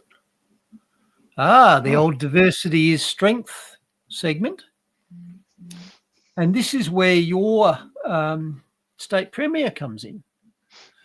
Because SA Premier Peter Malinauskas has been gaslighting the South Australian marchers, the one who marched in the anti-immigration rally, because he's labelled them as sowing the seeds of division. So by marching, they were sowing division. Now, message for Peter Malinauskas, and I know he's not a doctor, but he needs to understand the difference between a symptom and a disease. So the marchers here is not the disease. The marchers here is the symptom. They are a sign that something is wrong. And so labelling them as a problem or attempting to restrict them or shut them down, which, by the way, is what's coming. You know, why do you think they need their Julia Inman grants and the misinformation and hate speech laws and all that? It's simply to shut down criticism. And a warning to all of those people, if you screw down the relief valve on a steam vessel or even indeed a bomb, it doesn't defuse it. It just means when it goes bang, it does so from a base with a lot more pressure in it. The unfortunate thing is, Bruce, that I've come to probably my thinking is that this is exactly what they're planning to do. And they want the explosion because that'll give them the excuse to say, look how we said this all along, how terrible these people were. And it was only a matter of time. And, you know, we were right all along and they need to be squashed into insignificance. They need to be hit in the kidneys with gun butts. They need to be pepper sprayed whilst lying on their backs, you know, legs waving in the sky, or they need to be arrested on the way to their antenatal visits because that's the only way we can stop them making trouble. Yep. And we'll do it to keep you safe, Mark. It's für ihre Sicherheit. Remember that. Yep. Für das Allgemeinwohl.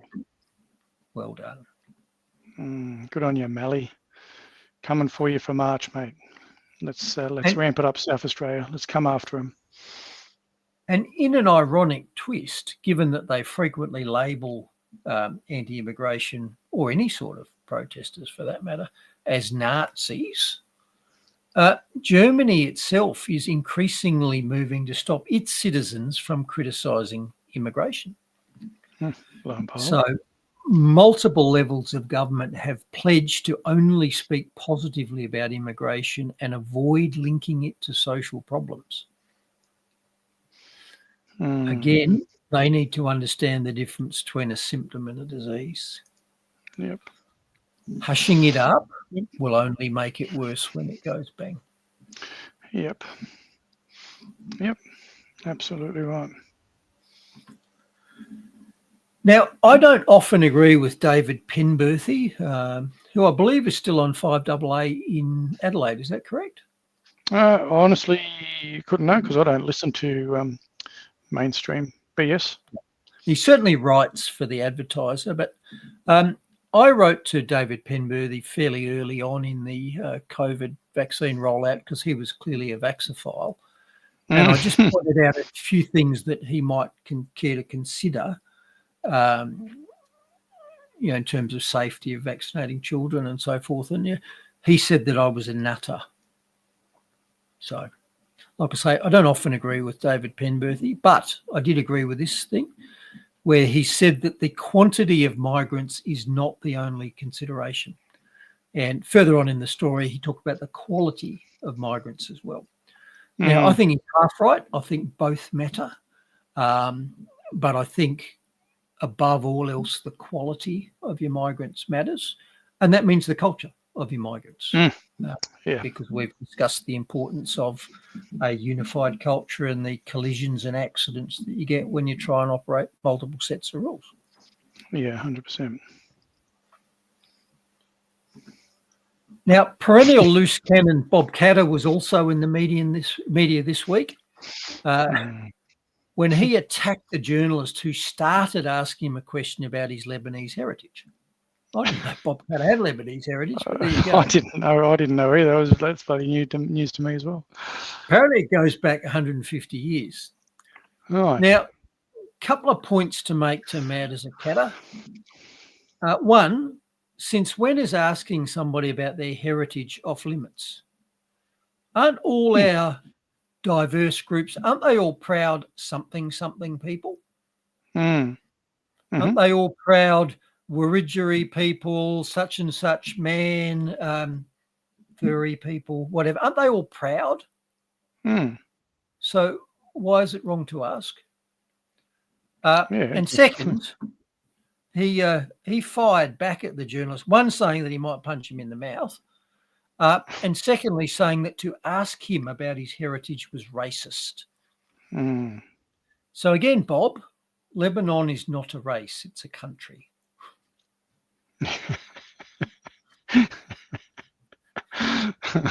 Good on you, Bob. So you might want to just update your own personal thesaurus there and call them culturalists rather than racists or something different and perhaps more appropriate. And look, it's like I wanted to mention something earlier when we were talking about that. And again, this isn't about individual, but if you look at it, we're talking about 1 million people, and the government in talks with Indian officials about 1 million people. And I'll just remind people, and we talked about this whole Christian majority country, is this 44% still Christian. India actually sits in the top, at number 11 in the top 50 countries of persecution against Christians. So you imagine if number 11 according to Open Doors World Watch List, it sits at number 11 against persecution against Christians. So, and this is obviously, I come at this from a personal point of view. This is me because I am a Christian, but there's 44% of the country still identifies as Christian. You bring 1 million people in, regardless of whether they pay for housing or whatever. It's substantially going to undermine that even further, and perhaps this is what they want. So my message is this is really just to Christians. This isn't about not wanting these people in our country, but it's about how many you want to before it's going to be, you're going to face a certain amount of persecution once you're way outnumbered. And I think I'm pretty open to be able to have that worry and concern for Christians in this nation. So anyway, I just wanted to put that out there. Mark, you and I know what a majority Indian country looks like. It's called India. And I don't want Australia to look like that. Yeah. And I'm not a racist or a bigot for saying so. I'm a proud Anglo-Saxon Indigenous man. Exactly. And my point is to all these countries that or people that are seeking to come to Australia for a better life and adapt into the culture and everything, is what would happen if 44%. That's a big number of Christians in the country decided they were going to go over to, say, China. How do you think that's going to how do you think that's going to fare if 1 million Christians have the opportunity to go to China or India? How do you think the government's going to respond to that and start undermining their views on that? So, and this is Not a chance. No, not a chance. So, look, I think it's only reasonable that we have those concerns. Now, I want to pick up this comment of Gail's, and I want to caution. So here's what Gail said. There are no laws in Victoria for people to get a permit for a protest. That's why the Palestinian movement can do it every weekend, ... Correct. The last thing you want is a permit system for protests because it will be applied to you. I do not cede to the government the power to stifle my free speech on any topic.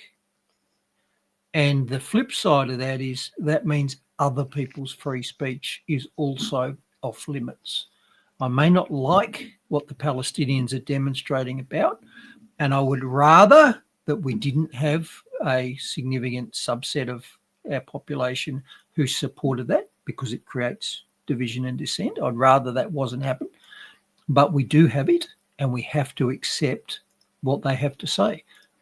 And again, like I said before, that's not the disease, that's a symptom.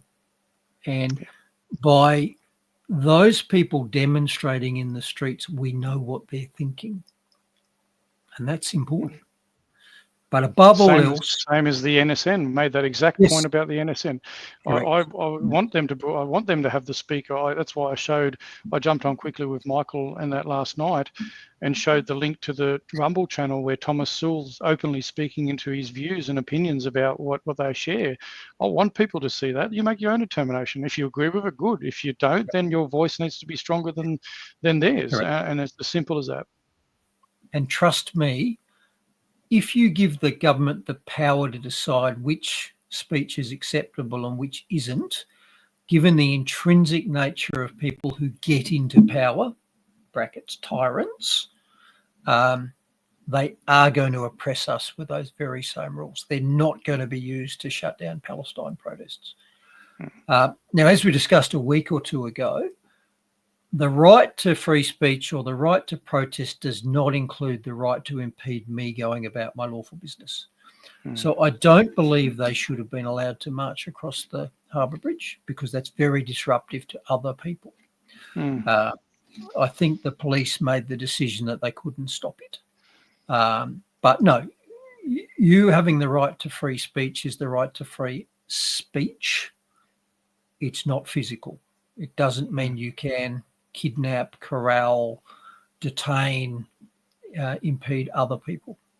And I don't have that right. And people could say the same thing for obviously us in other states, like here in Adelaide. I know there was traffic stopped, and all in all, walking past people at traffic lights in their cars that are kind of waiting patiently for the march. None of them actually looked angry or frustrated. One of them even said, "Oh, hey mate, how you doing?" "Yeah, good." There was no real frustration. So, but it's the same point, isn't it? Like we obviously stopped traffic and hindered people going about their daily life, and that's, I guess, what you're talking into. And I have mixed feelings about that. I don't think we should do that. I don't think we should. Yeah. No, fair call. Okay. That picture just always gets a run lately, doesn't it? It's a regular segment. I know, and Roger. Rather sadly, it comes to us from the good old US of A, because apparently the DJT is unhappy with flag burning and is considering an executive order to criminalise it. And we heard similar on the ABC yesterday, where there was a bit of the old Australian flag burning going on.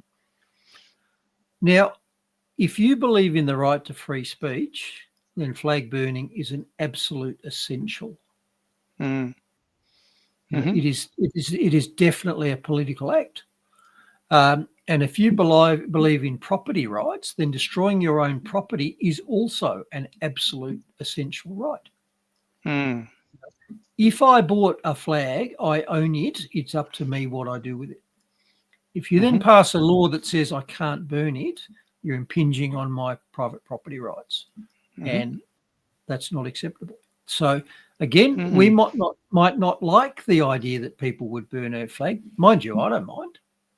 You know, I don't salute the Australian flag anymore. I hold it in contempt, and I wear, you know, fly the red one upside down. And as I say, it won't go back upright until the nation is healed. So hope you're not holding your breath. And in that point, though, the only way that they could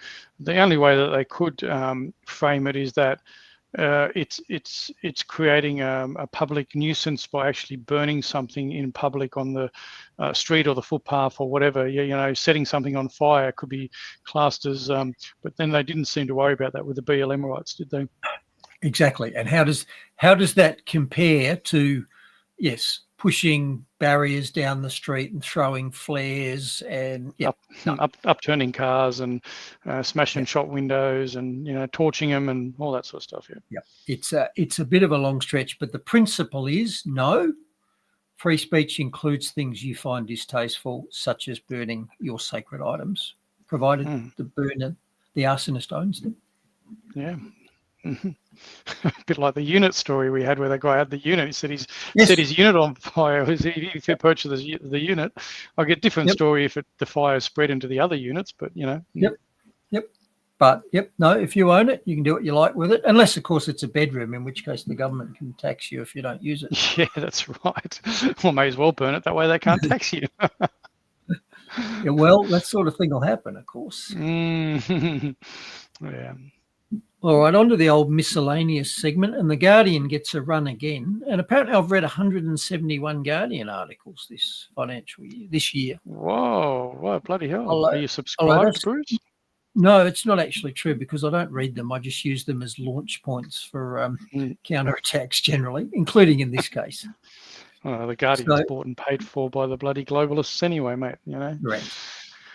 So the Guardian this week is telling us that housing is a human right, and therefore implying that our current sort of free market system can't work because it's a human right, and therefore everybody has to get a house. So that's the Guardian's take on this. So I thought I might just use that as a springboard to discuss what human rights are from my point of view. And, you know, where do they come from? And here's one school of thought. One school of thought is that all human rights are essentially based on the principle that you own your own body. Okay? It's yours. It's yours. Now, if you accept that principle, that your own body is yours, then there's a whole lot of crimes that immediately, self-evidently flow from that. So assault is a crime because somebody else is damaging my property, my body. Murder is a crime because somebody else is damaging my property, killing it. Kidnap is a crime because somebody else is stealing my property, my body. Rape is a crime because somebody else is using my body without my consent and possibly damaging it. So there are a whole lot of, if you like, natural laws or 10th commandments which flow naturally from the basic underlying premise that you own your own body. Fair enough? Okay. Now, other things flow from that concept. So if you own your body, then by extension, you own the things that your body makes. Okay. And a number of other crimes then flow from that extension. So theft becomes a crime because the things that my body made, which I therefore own, are taken from me. And slavery, similarly, is a crime because my labour is taken from me without my consent. You know, if I own my body, I own what it does, which means I own its labour. So there's a few things that flow from the I own my body reasoning. And I subscribe to this. So based on that concept, all human rights are what we call negative rights.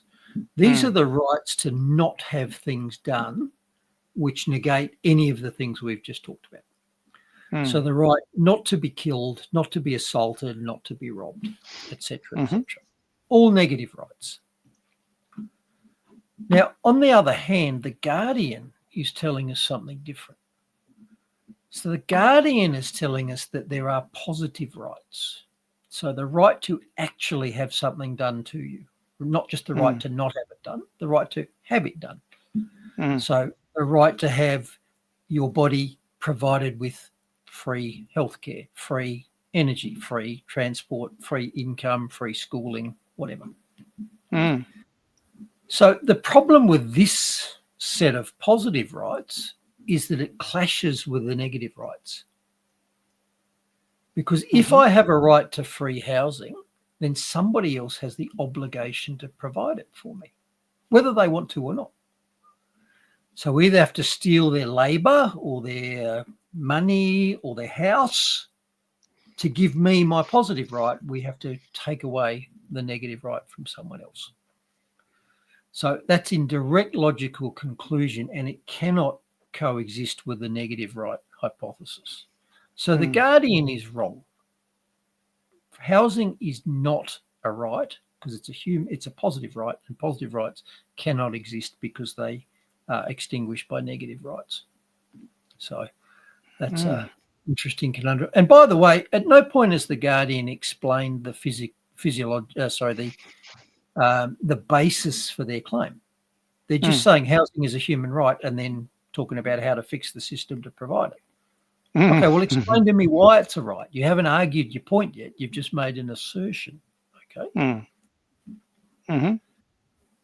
Now, incidentally, the same reasoning can be made for ownership of land. And this is quite a conundrum in any nations that have been colonised. So everywhere that Western Europe colonised, New Zealand, Australia, Canada, America, etc., anywhere where there was a new group of people arrive and come into conflict with the indigenous people, you've got a thorny problem. And we see this, in the Aboriginal protests here, which is like, stolen land in particular. And so here's a thorny question. How do you gain ownership of land? Because you own your body because you're born into it. You own the things your body makes because it made them, but you didn't make the land. So how do you come to own land?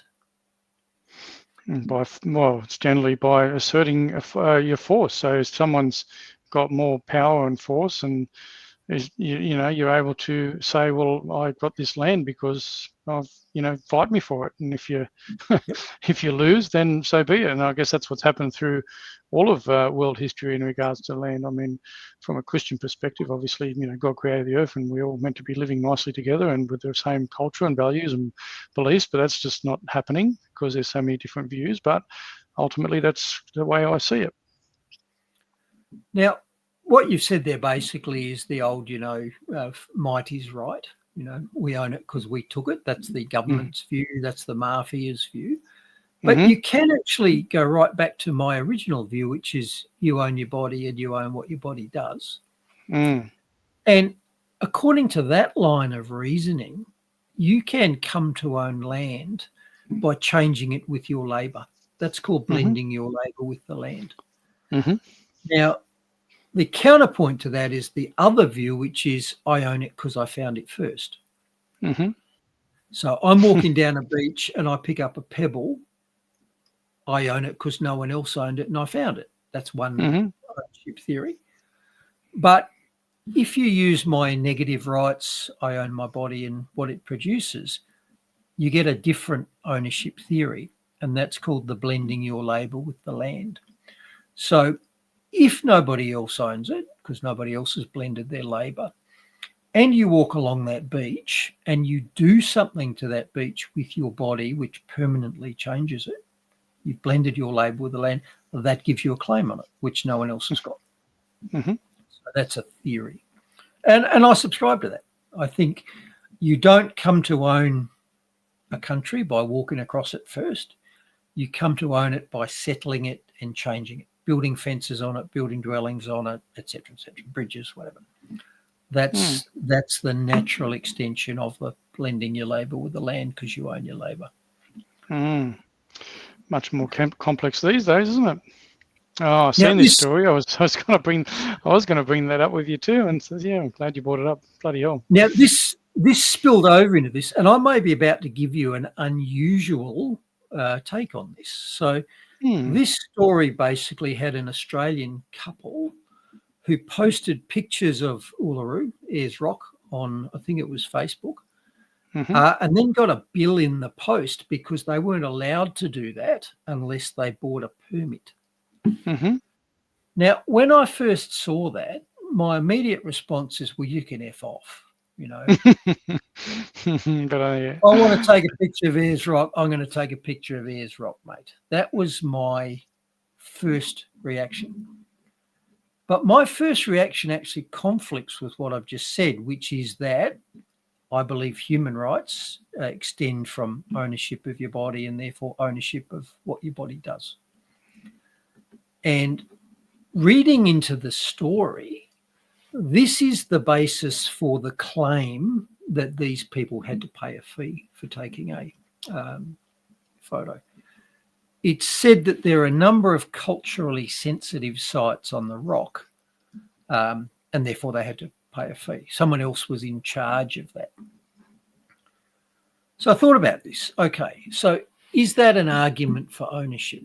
Because basically you can only charge somebody to rent your vision, take a photo of it, if you own it. So does merely saying, well, we own this because there's bits of it that we regard as sacred, does that give you ownership? Because that's the argument. Now, I don't think it does, because you might regard the Bathurst motor racing track as sacred ground or the MCG as sacred ground. That doesn't mean you own it or even a chunk of it. So I don't believe the I regard it as sacred argument confers ownership, not under my negative rights reasoning. But here's what could. Let's say those, let's call them traditional owners for a simple phrase. Let's suppose they had blended their labour with the rock and done something to it that was permanent or at least durable, such as cave paintings or rock paintings. Let's suppose they'd done that. Now, according to that, I believe they have established an ownership claim here because they've blended their labour with the rock before anyone else did. So I think that actually does. So counterintuitively, despite my initial thing, which is bugger off, I'm an Australian, I'll take a picture of Ayers Rock if I feel like it, I actually got to, for internal consistency, I've got to say, no, I have to respect the fact that I think they do have an ownership claim if they've done this. Now, the problem is that's not what they're claiming. They're claiming that there are parts of the rock that are equivalent to sacred scripture. In other words, there are natural features of the rock which they regard as sacred. They're still not saying they've done something to it to blend their labour with it. So again, they're falling back on the we regard it as sacred argument, which, like I said, I don't think holds if you look at my negative rights model. And in fact, the traditional owners really shot their argument down in flames when they said this.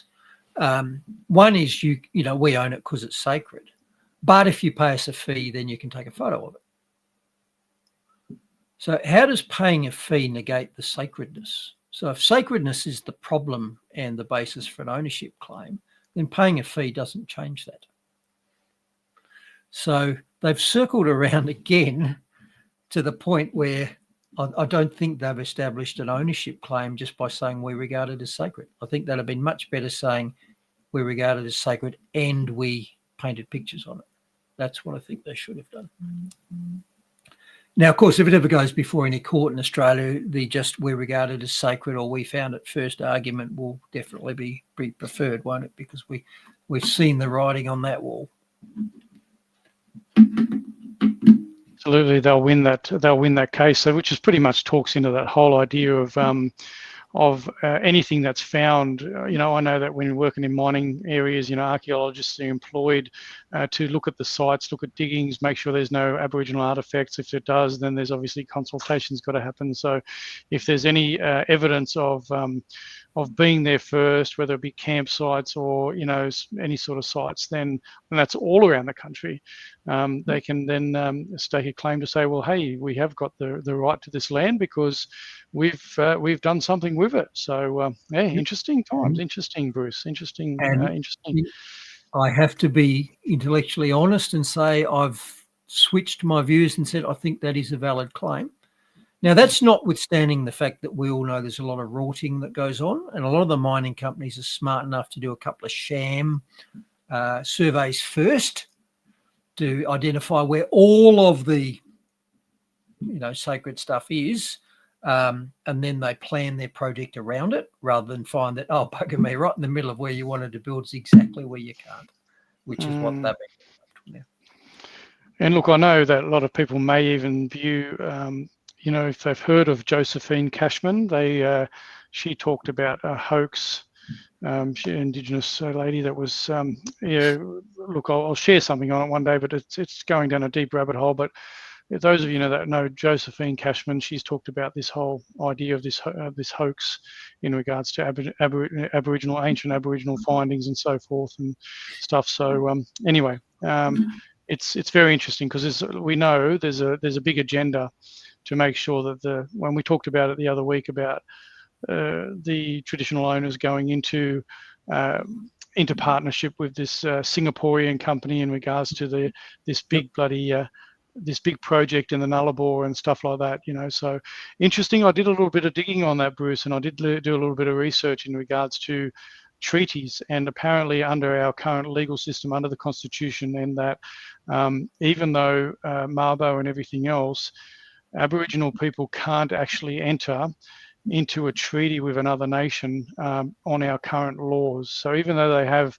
over about 48% of the country is under Land Council's kind of purview, it doesn't give them the right to enter treaties with other countries, but they can enter negotiations with corporate entities for the rights of the minerals and stuff in the land. So it's very, very interesting. But and I'll maybe do a podcast on that, breaking that down a little bit as well. But it's something people need to be aware of.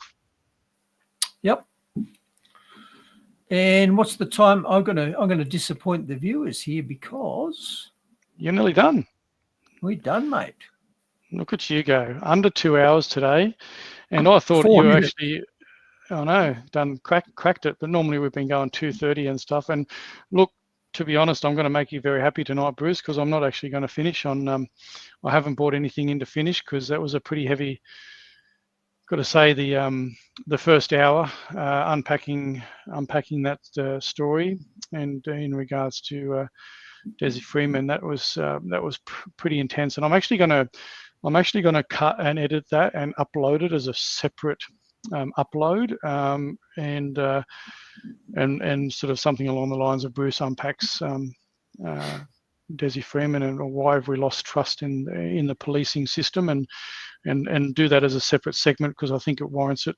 There's a lot that was unpacked in that, Bruce, and I think it hit pretty hard. And I'll put links in. I have put links in the different chats for our interview that we did after your AFP. Into that was quite a lengthy interview, and we discussed a lot about your AFP case, which should have gone absolutely viral, but again that's heavily suppressed. But I'll put links in that as well because people need to know that the blue uniform doesn't exclude them from being called out for corruption and overreach, regardless of how unpopular or how sensitive that topic is, and in light of what's going on with Desi Freeman. But people do need to know. So I'm gonna cut that as a separate segment, Bruce, when I upload, and then we'll see what the sort of feedback we get from that. And I did see also what was it, Robert? I saw you jump on. I don't know what's happened tonight, mate, and I'll be uploading this. So anybody that's watching this on Rumble, a few hours later on the Cafe Locked-Out site. I am going to actually upload it as a recording to the Clo Rumble channel for people to obviously view it. Obviously, people can jump on. I mean, I'm streaming on Facebook, X, and my Rumble and that as well. But I know that the Clo community do jump on Cafe Locked-Out's Rumble, which is only fair enough too. So I'll upload that as a recording, and then you'll be able to access it from there. So apologies to anybody that missed out on going to the live. I know that time's sometimes still an issue, but unfortunately that's just the case with family commitments and so forth. So, but anyway, thank you, sir. Look, I did a bit of podcast last week about the whole sovereign citizen stuff and all that. But you know what, it was thank you for the work you put together and laying that out and really setting the scene about where we're at with that. So good on you, brother. As always, blessed to be able to have you bring your research and knowledge to these conversations, mate. I really appreciate it. So anyway, and I've got to work on finding some stuff that's going to end up putting a bit of a light at the end of the podcast, because geez, I tell you what, we're talking to some pretty deep shit, and can get people down a bit. Look, stay positive, stay focused. What's the option? We either lay down and do nothing, or we continue to share information to give people the tools to push back as hard as we can on the jackboots, and try and keep you informed. And I thank my brother Bruce for that. So bless you, my friend, and bless Australia, and I just pray for healing and a change. So good on you, mate. Have an amazing week, and look forward to seeing you again next week. There'll be cat videos next week. Let's do something. I'll do something. We'll do something fun. We'll do something funny. We'll work on it together and see if we can get something a bit funnier to finish on instead of my little dry rants. And I'm not a funny guy. I've just, some people are just comedians and they're funny. I suck at that, man. I'm too dry and that. So, but anyway, we'll work on something, Bruce. I'm pretty sure you've got a wicked humour there behind you. So we'll come up with something, mate. Anyway, take care. God bless. See you, man. To fight again for that already burned, it was driven towards the flames. All the signs are there for all to see, the signs we've lost our way. When we jail our heroes and applaud our villains and turn our hearts away, like a silent choir, too scared to sing the anthem of a braver day. A song our children may never hear, the ballad of Dr. Bruce Paix. A song our children may never hear, the ballad of Dr. Bruce Paix.